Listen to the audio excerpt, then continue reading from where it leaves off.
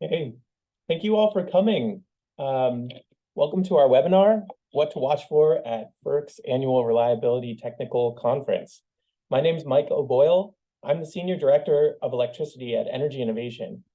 For those of you who don't know us, Energy Innovation is a nonpartisan energy and climate policy think tank.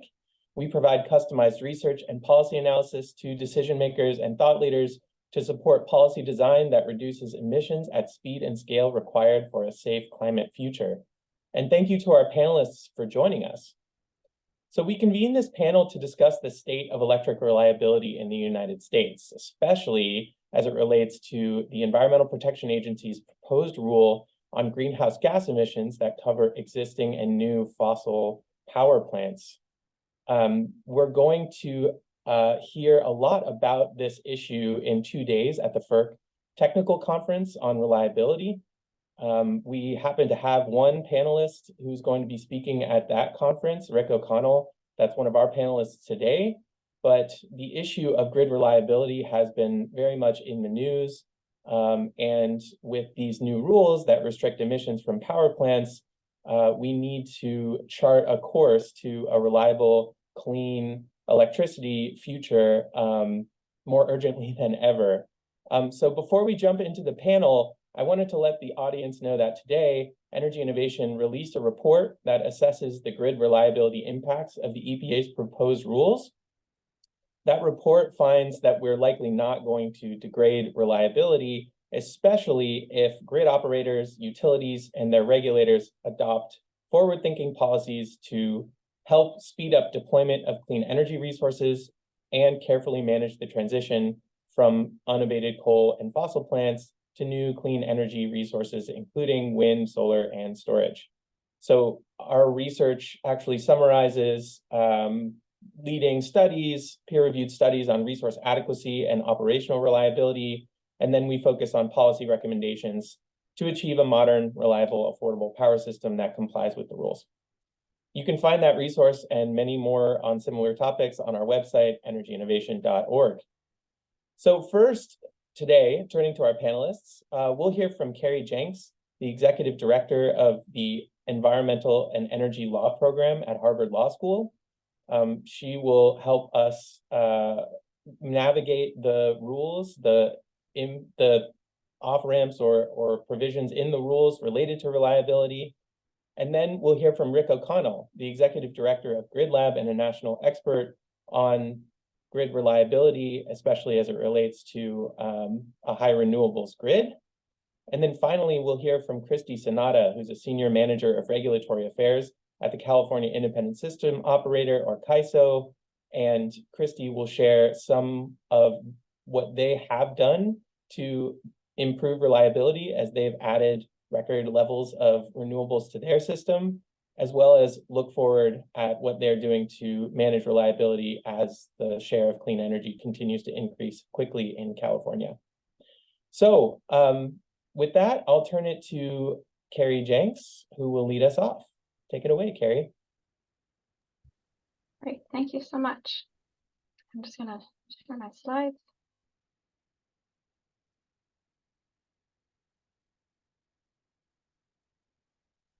Okay. So as Rick and Mike said, I am the Executive Director at Harvard Law's Environmental and Energy Law Program. And what I thought I'd do today, just to kick us off, is to outline what EPA has proposed. But I think it's important to remember it is a proposal. EPA took comment and stakeholders submitted comments, and EPA is now in the process of going through those comments and deciding what it will finalize. So I don't yet know what will come out from EPA, but I will at least explain what EPA proposed that's setting up the conversation for the FERC Technical Conference. So just to ground everyone, Section 111 of the Clean Air Act is what EPA is using to develop these rules. And what EPA is required to do is to identify what is the best system of emission reduction, or BSER.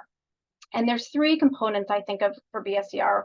They have to think about what is the technology that's adequately demonstrated, what's the cost of that technology, and then they consider the energy and environmental impacts.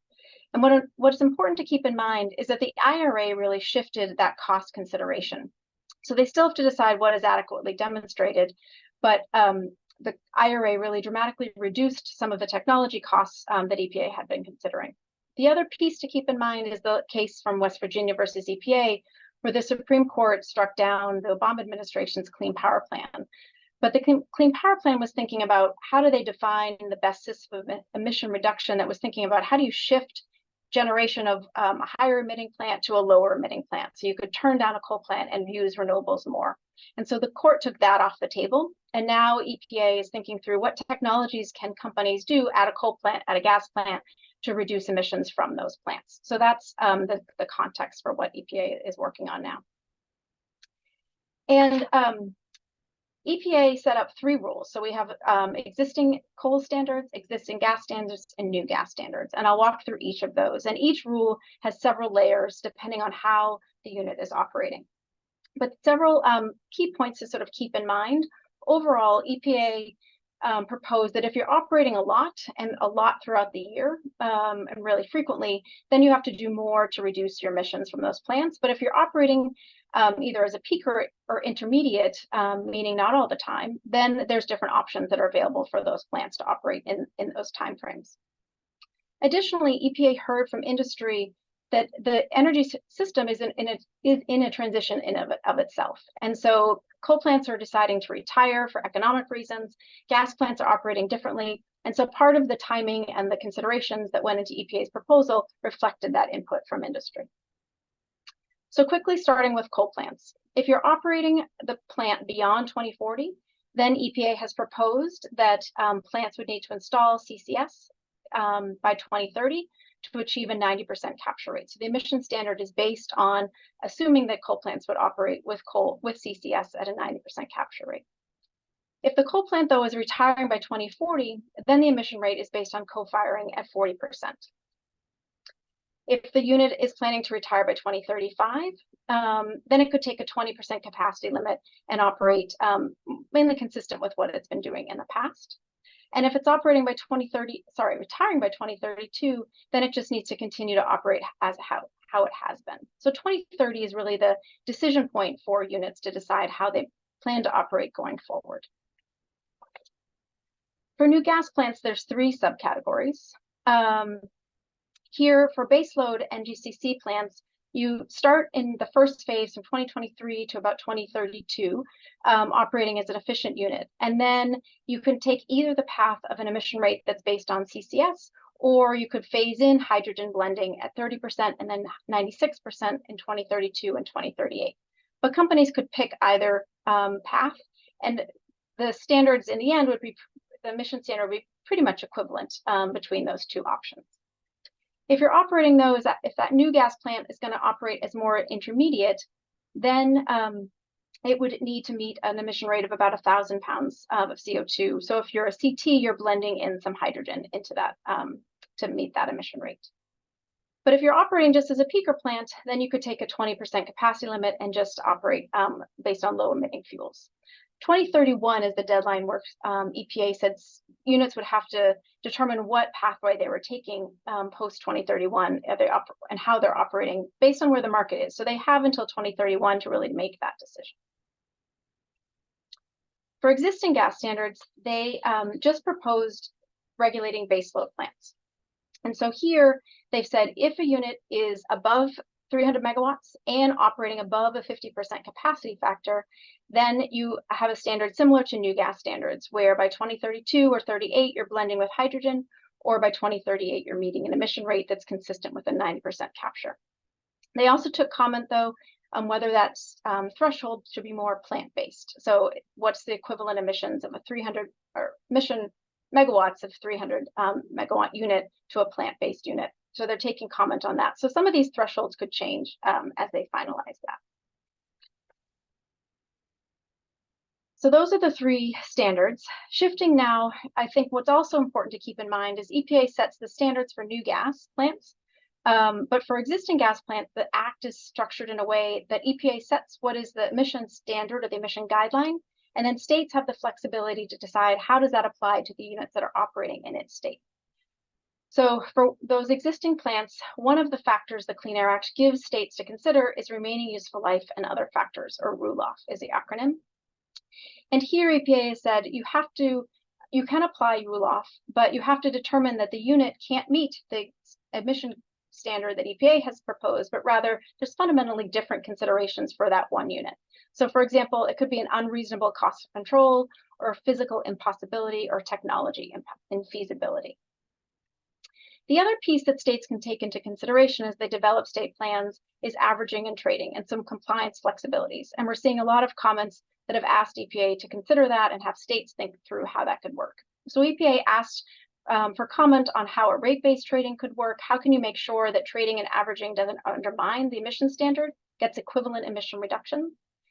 And if the states are considering a mass-based program, given that the sector is already in a significant transition and units are retiring, how did the mass-based cap and trade program reflect the retirements that might be happening anyway? They also asked for comment on banking and interstate trading, so trading among different states.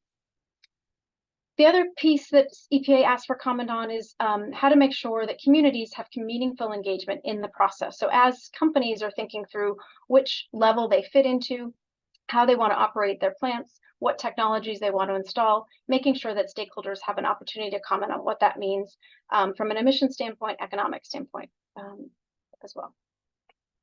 Shifting to reliability, the topic of the webinar, there were several concerns raised in the comments. Some of those, and I'm sure Rick will get into more, are how do companies deal with infrastructure delays? There's a larger infrastructure conversation happening about how do we build out the grid that we need, the renewables that we need, how do we make sure they're connecting to the grid, and what happens if there's a delay? Even if all best options happen, how do we account for that? There's also, how do we make sure there's continued investment in resources? If natural gas plants are going to serve as a different resource on the grid, how do we make sure companies have the incentive to make those investments to keep those plants operating? And then also electricity demand is going to increase. As we go toward net zero, electrification will increase demand. How do we make sure the grid is able to account for that increased demand? So some of the tools that are on the table that are being discussed by stakeholders that EPA has been asking for comment on, one question is, how do you avoid the reliability concern in and of itself? So how do we coordinate among the state, federal and regional coordination? Does averaging and trading, and I'll talk about averaging in a minute, help to give some flexibility to account for the way the grid needs to operate? What are the criteria for when a state should apply remaining useful life and other factors? What market reforms might need to happen that might not be in EPA's control, but that need to be part of the conversation? And is there a reliability safety valve mechanism?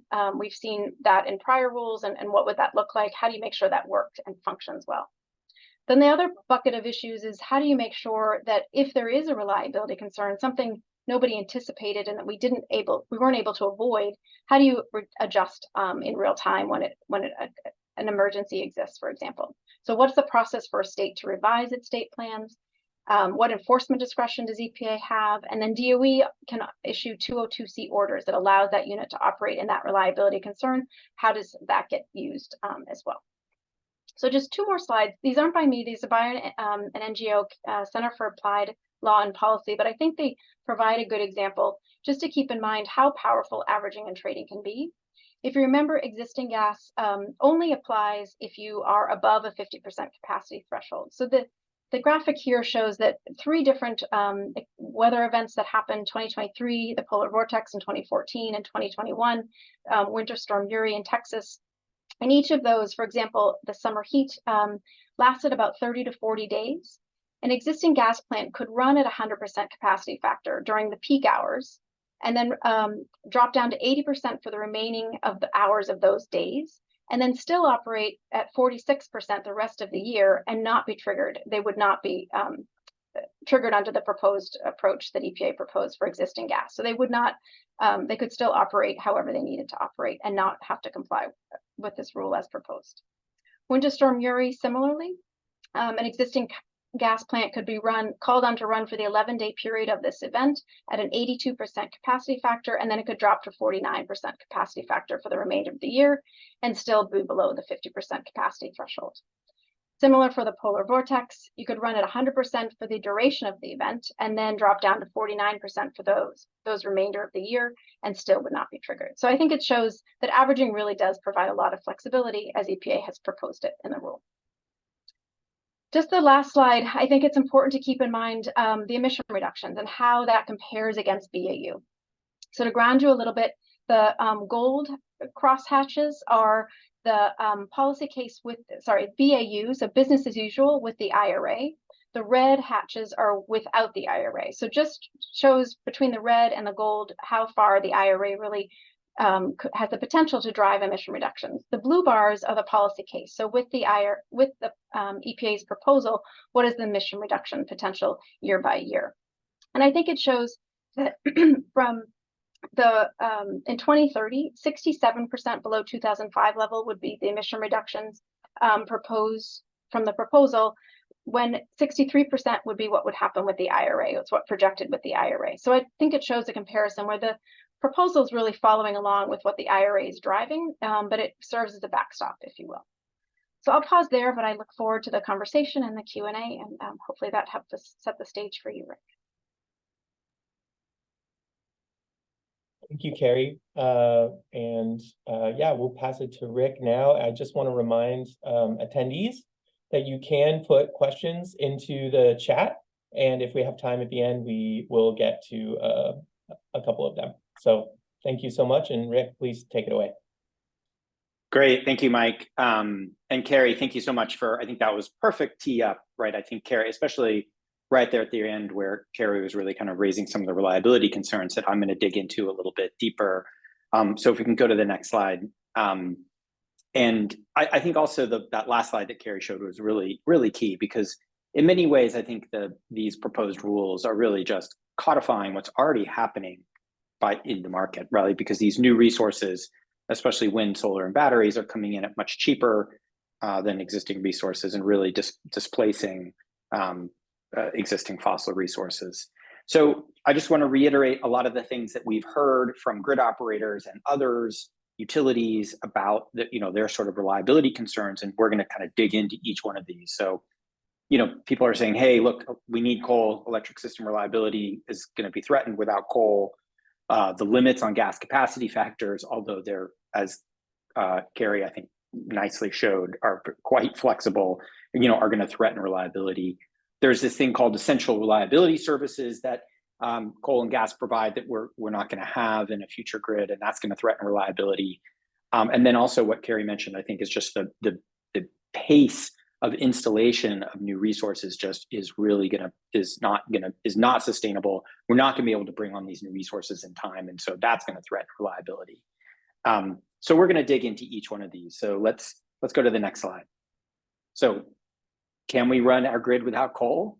I mean, I think the simple answer is yes, right? Christy's gonna talk from CAISO's perspective, but we're already running coal-free in CAISO and ISO New England. There's nothing special about coal that provides some secret reliability sauce. The UK has really dropped and is going to be completely coal-free next year and is running coal, less than 1% this year. We've done numerous studies across showing that you can have a reliable coal-free grid across the US as early as 2030. And coal really we'll talk more about essential reliability services, but coal isn't necessary for essential reliability services. So what's next? So but what about gas, right? What about the gas capacity factors? Can we still comply with these EPA rules writ large? If coal comes off the system, and absolutely. So my organization, Grid Lab, with UC Berkeley, and Energy Innovation did a big study about how we could get to 90% carbon-free by 2035. NREL has done similar studies. Princeton's done similar studies. I think there's just like an enormous wealth of academic and industry literature out there that show that we can really get pretty carbon-free in the next decade. And we do that through a very simple playbook, right? It's deploy wind, solar, and batteries for the next decade. Those have just gotten a lot cheaper, as Carrie talked about, due to the IRA. We keep our carbon-free dispatchable resources like hydro and nuclear and maybe some geothermal or biomass online. And we use the existing gas fleet at low capacity factors to provide balancing services. And really, I would say the CAISO grid this is what the CAISO grid already looks like. And ERCOT is well on its way to looking like this as well. And so this is not something that's just in theory. And this is a great, so RMI did a fantastic meta-analysis recently where they looked in and they dug into the capacity factors of all the gas plants running in the US, and they looked at our studies. And so this is what the gas capacity factors look like in the studies that I just talked about. And you can see that they're all well below, even in the kind of worst case NREL low oil gas price scenario, which is the black line. All the gas is well below 50% in the 2030 timeframe. So I think this sort of playbook of adding clean resources and using the gas fleet as a balancing resource is a pretty well-known playbook. But hey, but what if you don't believe all these studies like from NREL and Grid Lab and Berkeley? Well, let's take a look at MISO, right, which is one of the largest grids in the country, and let's take a look at what they think the future grid's going to look like from their perspective. So here's, so apologies, this is a little bit of a busy chart, but you can see the green and the yellow line going up to the right. That's wind and solar being installed at a pretty dramatic pace. There's gas in blue, which is really, pretty much we're keeping the gas fleet. You can see coal in dark gray dropping off pretty dramatically.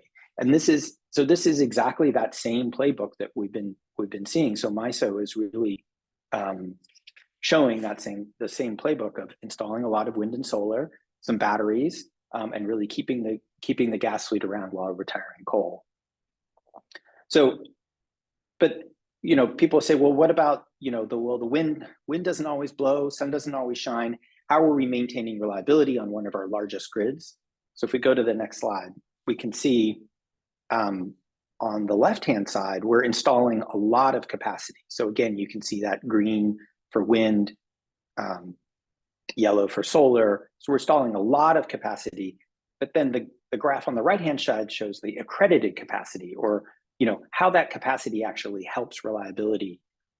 So really, if you think about wind and solar as being primarily energy resources, we're still keeping the gas fleet around, which again is the blue there at the bottom, which is providing a lot of the capacity, but a lot of the energy is coming from wind and solar. And so we're getting capacity from the existing gas fleet, we're getting some capacity from new batteries and hybrids. But this is really the way that we're going to be able to run the grid. And this is how MISO, one of our largest grids, really thinks the future is going to look like. This is the future that they use for transmission planning. And just one last slide, you can see, like, just in case you were wondering what the capacity factors for gas look like, you can see that they start at 53, 54 today, which is, just barely above the limit proposed by EPA, but then drop pretty dramatically down to 2% in 2040. So again, just to sort of, reiterate this, even one of our largest grids really thinks that the future looks very compatible with EPA's 111 proposed rules.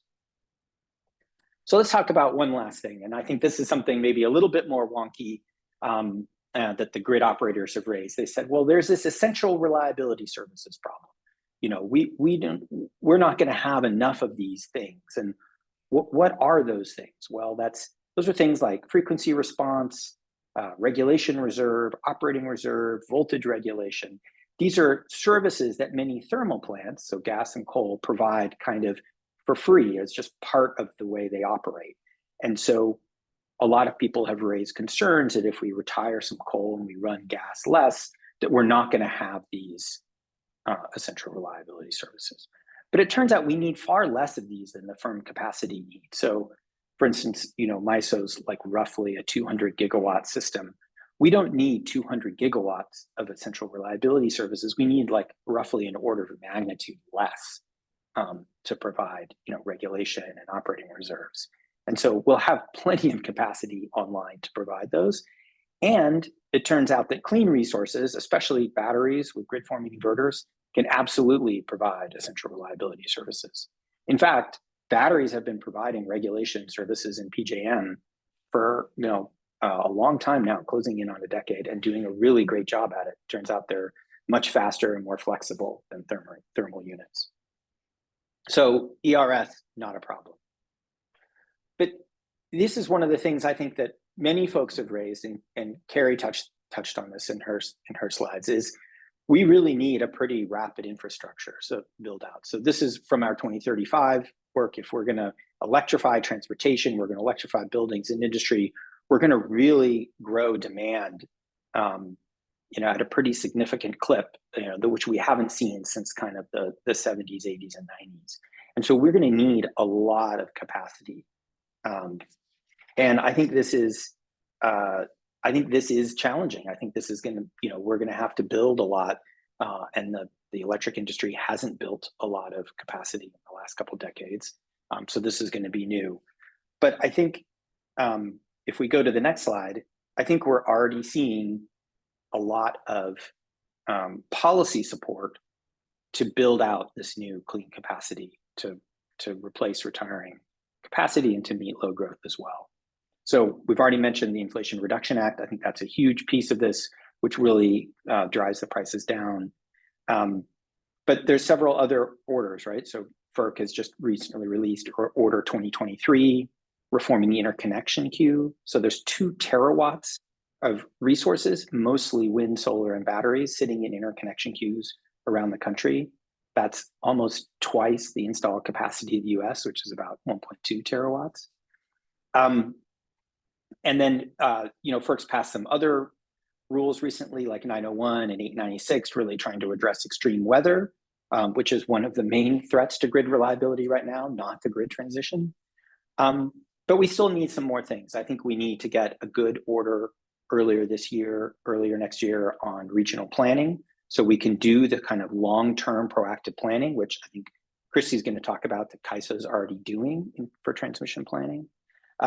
I think we really need to think about modernizing and potentially harmonizing the way we do capacity accreditation, which is really to understand the value of resources. I think after Winter Storm Elliott, we saw that gas really underperformed. And so I think there's really good needs. We need like clear and consistent attention on how we accredit capacity. And then it would be great to get some rulings on interregional planning and getting more transmission and that connects regions and can provide reliability in extreme weather events. So in summary, I think we can definitely do it. I think the concerns raised on reliability are really not strong concerns. I think the rule, as Terry already said, is incredibly flexible. There's probably, there's likely going to be averaging and trading allowed in states that's going to make it even more flexible. And so I think the rule is really codifying what's already happening, as we can see from, a deep dive into MISO's plans. I think we're already seeing like supply chain, the supply chain and COVID and things have really disrupted, raising interest rates. Things have really been disrupted in the last couple of years, but hopefully things are going to settle down. The industry is going to be able to get back to building. And I think we really need strong policy to ensure that transmission infrastructure gets built, because transmission infrastructure is really what we need to plug in these new clean resources that are going to provide the pathway to compliance for this proposed rule. So with that, I will stop and pass it on to Christy. Thank you so much. Great, thank you. All right, well, I'm going to speak from the perspectives of the CAISO, and I'm going to agree with a lot of the points that Carrie and Rick just made. I'll talk more broadly on the direction of electric system planning and operations in California and the rapid transition to clean generation that we're already experiencing in the state. We are quickly decarbonizing our generation fleet, and we've already been planning for very highly decarbonized resource portfolios out into the future. So next slide. Just the state of how the CAISO got to where we are right now. So California obviously has very clean, ambitious clean energy goals. We have a 90% of retail electric sales by 2035 goal, 95% by 2040, and that's pursuant to Senate Bill 1020. Additionally, 100% of retail sales by 2045 must be carbon free, and that's pursuant to Senate Bill 100. So this chart here, recently published by the California Energy Commission, or CEC, shows that since 2012, solar generation has increased nearly 20-fold. Wind has grown nearly 63%. In addition, rooftop solar has also increased by about 10-fold since 2012. And that reduces the total amount of demand that the CAISO has to serve in the bulk system. And then lastly, at the end of 2020, the CAISO had about 500 megawatts of battery storage on the grid. and that's increased to nearly 8 gigawatts today and actually approaching over 7 gigawatts as we approach the end of the year. So that's just the state of where we are today. There's been a very rapid influx of clean generation on the CAISO grid already. Next slide.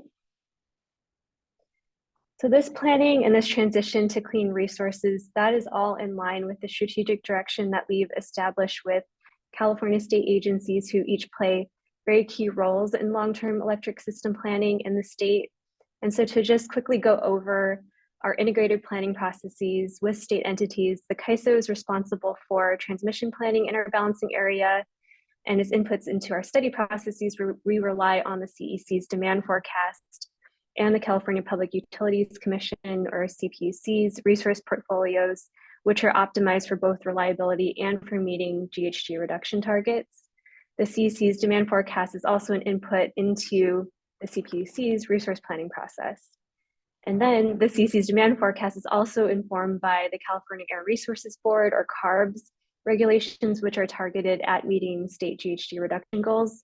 So all of that is really to say that the state decarbonization goals are well reflected in electric planning at state energy agencies in California and also in CAISO's transmission planning process. These goals are ultimately reflected in the procurement direction that's given to load serving entities throughout the state, and then ultimately in the resource mix that enters our interconnection queue and then ends up operating on the grid.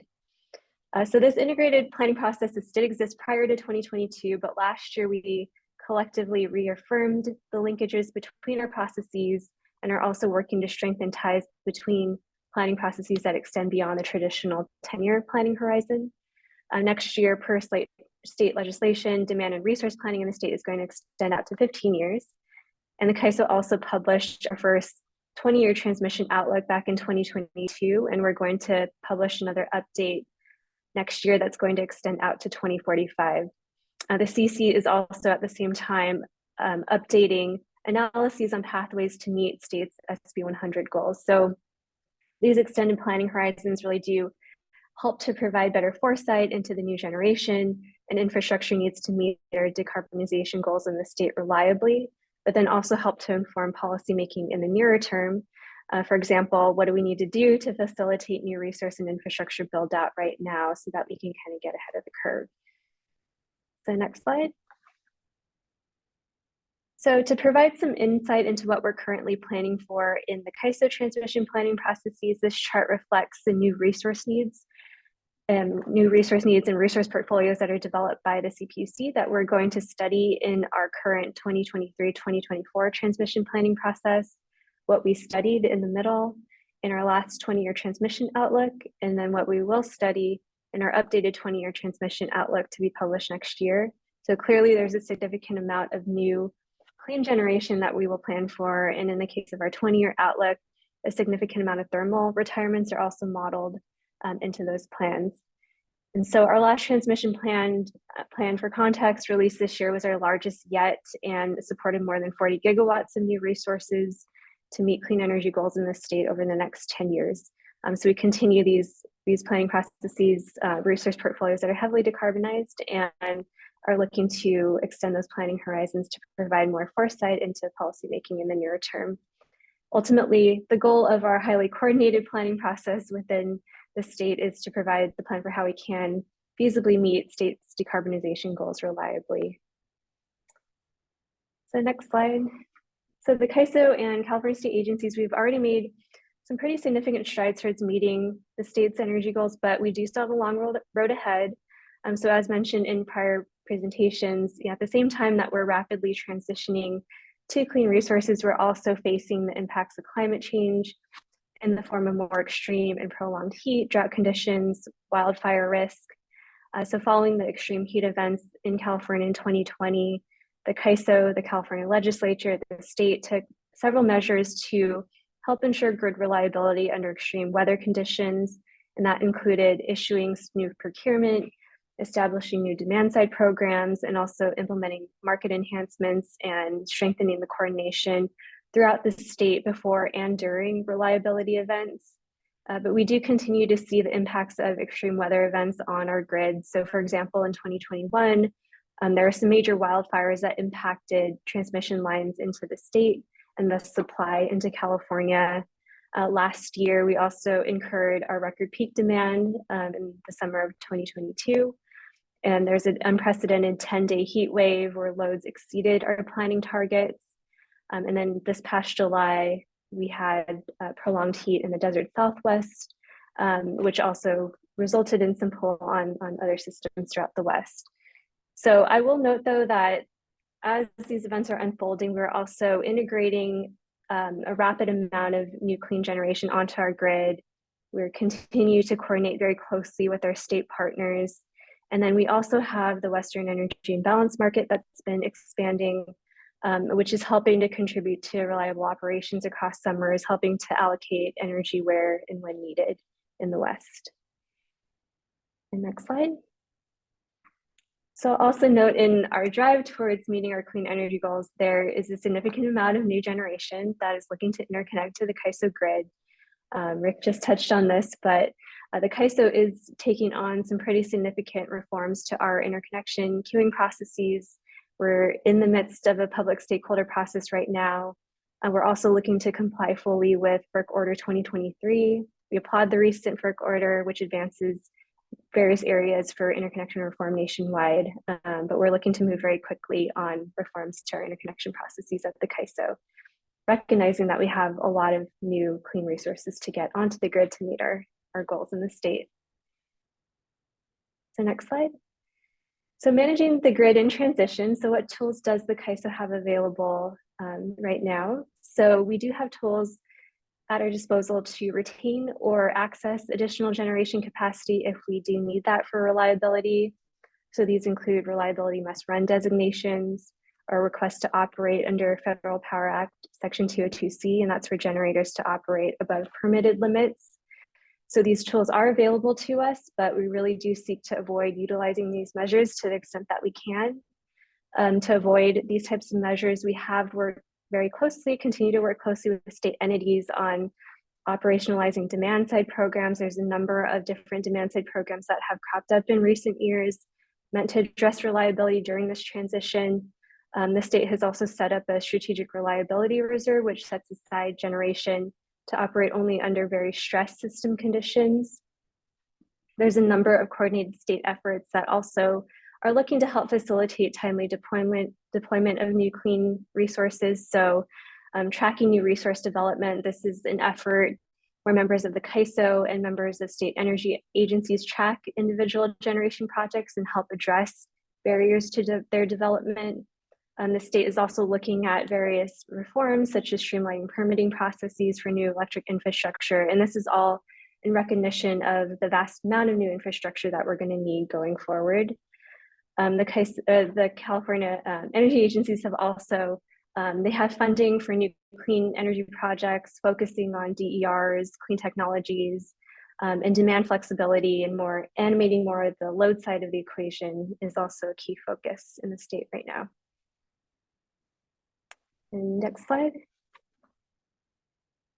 I'll just quickly go. So on the CAISO focus side, we're also integrating a lot more energy storage resources into our market. So we're not only reforming the interconnection queue in that process, but we are also looking at market enhancements for storage resources to ensure that their capabilities are accurately reflected and compensated in our market. We're looking to better connect our transmission planning process with the procurement direction in the state, so that procurement is issued where transmission will be built, because that helps to streamline that whole process of moving through the interconnection queue. And then importantly, we're also looking to continue to enhance our coordination with entities throughout the West via expansion of our Western Energy Imbalance Market, and then also creation of the extended day ahead market, which will allow for more sharing of diversity benefits across the West. So just in conclusion, the CAISO is already planning for very highly decarbonized resource portfolios. This is deeply ingrained in our planning processes right now. And as we make this transition, we are working in a very coordinated fashion with the state to build out new tools, new measures to manage extreme events in the interim while we build out that clean grid. We're also looking to coordinate with the West and capture diversity benefits across regions. We think these collective measures are going to help us ensure that California can meet our ambitious clean energy goals reliably.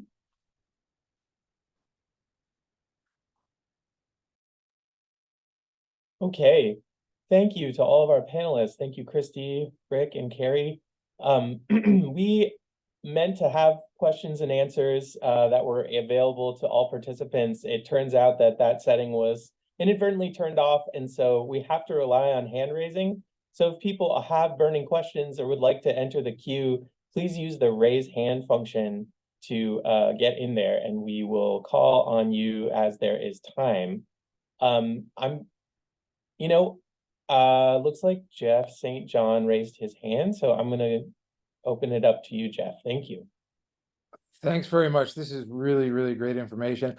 I guess I would probably zoom right to the interconnection and delay issue and just try to understand how groups like Grid Lab and Energy Innovation kind of model out and encompass the risks of delays in interconnection affecting the kind of the kind of expectations that all this clean energy can come online and do all the stuff that all these studies say it can do, and how do you kind of advise entities like grid operators and utilities and regulators who are concerned about reliability, simultaneously that some of those concerns, as you mentioned, Rick, are perhaps misplaced, unsupported by the evidence, but that the pace at which new clean energy resources can be connected to the grid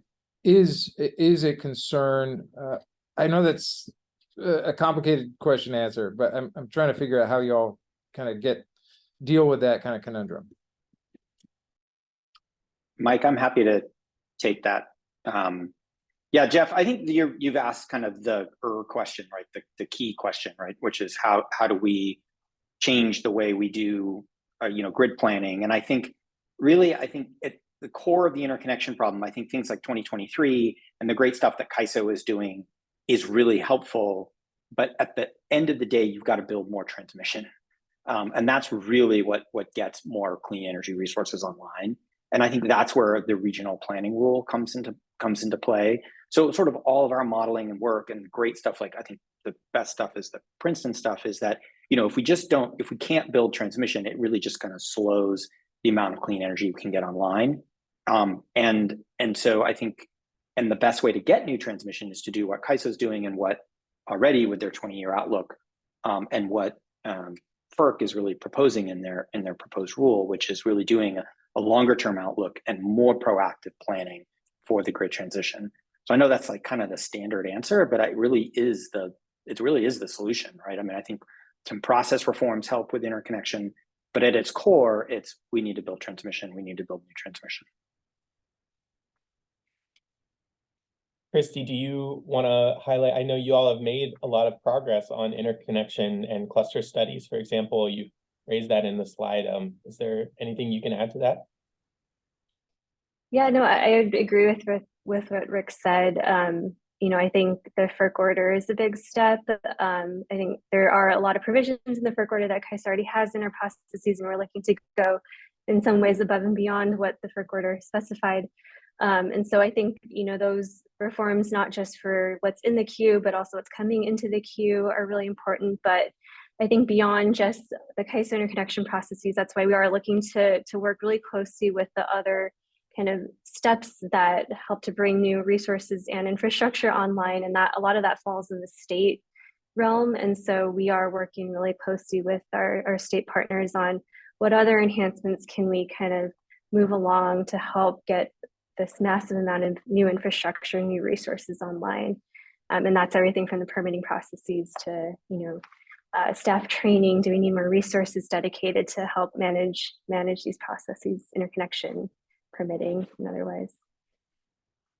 Thanks, Christy. And I will just call attention to our report, which does dive into some of the specific policy recommendations that can help speed up interconnection.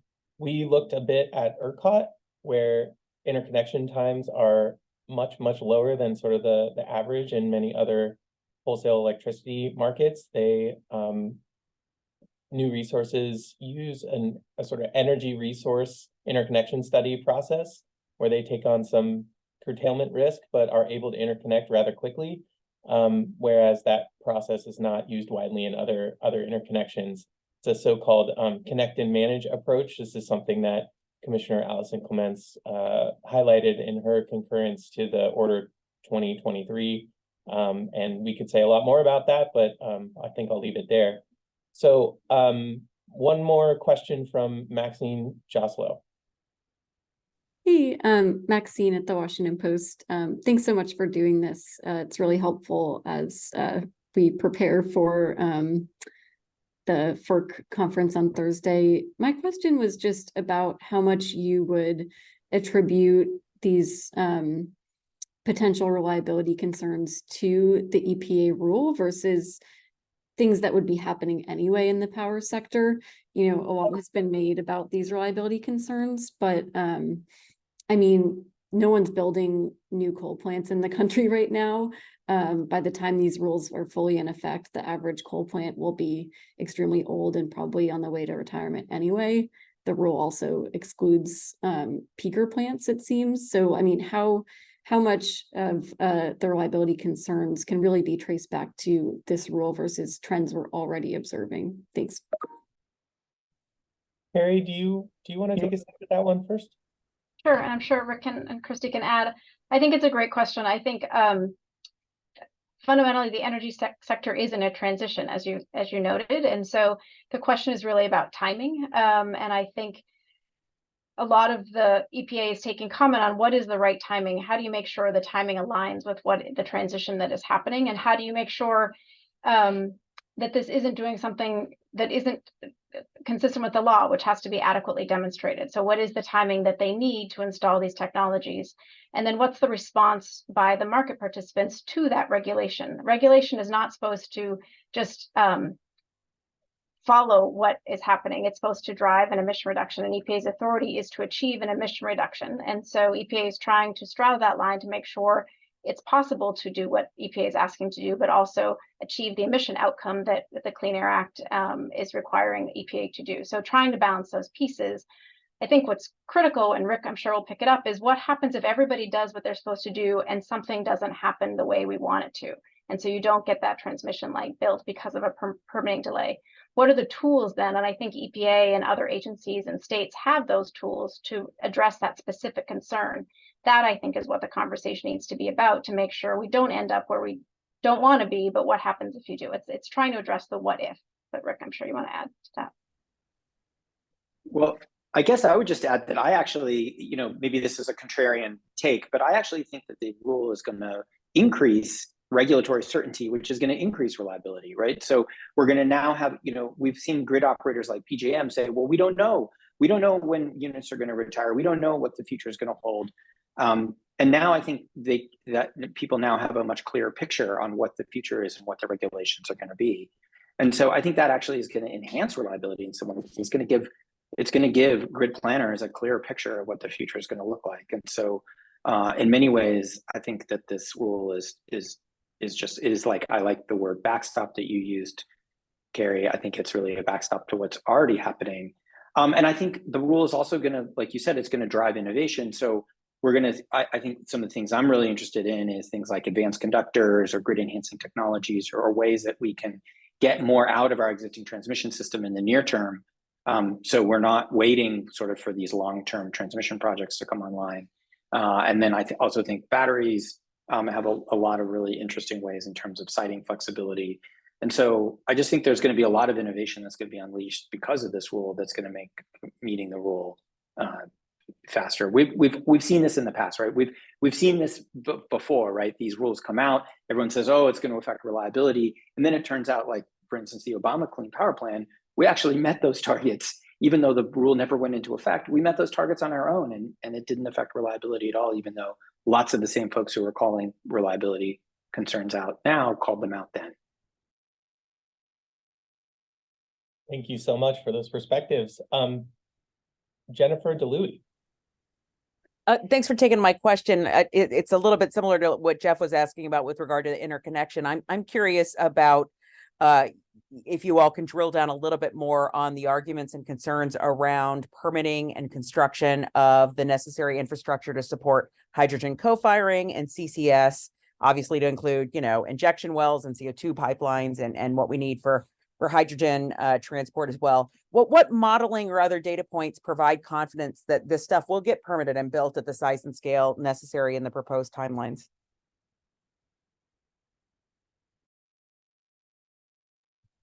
I can add one just important other context that I probably should have said. I think it's also important to remember EPA sets the standards and then companies get to comply how they want to comply. So just because a baseload unit might need to install CCS, they could do additional emission rates, they could drop down, they could build more renewables. So I think it's important to keep in mind that modeling can only model out certain specifications. They can model extremes on both ends, they can model out different scenarios, but you don't actually know how the industry will comply and what's going to be most cost effective 10 years from now until we start to get there. So we always see what Rick was saying, innovation. But Rick, maybe you want to talk a little bit about the modeling. I think permitting is a challenge that is a challenge regardless of EPA's rule, and agencies need to work together to figure that out. Some of it is just making sure the administration, whether it be federal or state, starts to move these projects forward so that people have certainty to make these investment decisions. That's one hurdle that I think we're going to have to deal with regardless of EPA's rule. Yeah, I guess I would agree, Carrie, exactly. And I think that, like Christy was mentioning, the great work that's happening in California, where there's really kind of like a task force and a team to say, hey, how do we, we haven't built this kind of scale of infrastructure before. How do we make sure we get the state entities that do permitting all aligned, state and local entities? And so I think that's one thing that's going to need to happen. I think on CCS is an interesting beast, but I think hydrogen on the hydrogen side, I really think what we're going to see is hydrogen infrastructure being built for other things, and then some of that infrastructure being used for the power sector. And we've already seen the Biden administration announcement of hydrogen hubs. So I think we're primarily going to use hydrogen for industrial processes, for making green steel, for making ammonia, fertilizer, other things. And then that infrastructure is then also going to be able to potentially serve the electric industry. I don't think the electric industry is really going to be the driving consumer of hydrogen. It's going to be kind of a tail consumer. And so, I think we've already seen announcements and work on the hydrogen infrastructure. And so I think that the electric industry is going to be able to piggyback on that and use that infrastructure that's being built for other things. Hey, thank you so much. We have time for one more question, and James Downing. Yeah, my question is for Christy. How much is California's kind of resources and their policies kind of put you ahead of all this debate here? Because it seems like you're not as nearly as worried about this rule as the other ISO RTOs, and I just think that might be because you're further along in the transition than most of them. Is that a factor? Yeah, I would say, yeah, the state policies have driven kind of where California is right now. I think California is very early to move on RPS standards and battery mandates, and we've already surpassed a lot of those early kind of RPS targets that were set out. And so I think those state policies really help to kind of drive towards the resource mix that we have today, and they have gotten more aggressive over time. And so we're just kind of taking as given that decarbonizing is a part of our portfolio going forward, and we really have made that concerted effort with the state to understand what we need to get to those goals in 2045. So I would say a lot of it, is driven by our state policy, and that has kind of set the groundwork for each of our planning processes in the state. And it is split, in California between the CAISO, who does transmission planning, and the state, who does the resource planning. So that's a little, maybe unique and not the same across other regions, but that is something that's well ingrained in our planning today, and I think got us to where we are right now. Okay. Mike, could I just add really quickly though? I think California obviously is a unique case, but let's look at a state like Texas that doesn't have any kind of clean energy goals at all, right? So last year, wind energy exceeded both nuclear and coal, right, and provided 25% of Texas electricity. Solar came on really strong this year. We saw a huge amount of solar being installed. It's likely going to be 10% of the state's electricity next year, if not more. And so this is happening in states in locations that aren't necessarily policy driven like California is, and it's really economically driven. So I think that's an important point. Yeah, and I would just observe that California and the California ISO have had pretty clear policy direction for a long time about the direction that the electricity sector needs to head, and that has enabled the California ISO to plan accordingly. So that is, Rick mentioned how these standards might actually enhance reliability in that they provide policy certainty about how the fossil fleet at least needs to evolve, and put additional pressure and incent additional innovation around developing policies that enable that at the state level, at the regional level. So I just want to thank all of our panelists for joining us. We're all out of time. I just wanted to also mention that this video and the slides that were presented today, as well as the energy innovation report I referenced, will be sent out later today after this webinar closes. So thank you all for tuning in, and we'll all be watching closely in a couple of days. Good luck, Rick, at FERC, as part of that conversation, national conversation on reliability. So thank you all for joining us, and we'll close the